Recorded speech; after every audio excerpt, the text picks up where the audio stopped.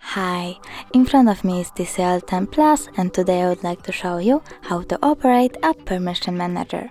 Firstly, open Settings. Now scroll down and choose Privacy. Then click Permission Manager and pick one of the options. I will go with Location. Select an app, for example phone, and pick one of the options. Allow all the time, allow only while using the app, or deny. I will go with allow all the time, so when I go back, I can see that phone gained access to this device location. Thanks so much for watching. If you enjoyed this video, smash that like button, comment and subscribe. Bye!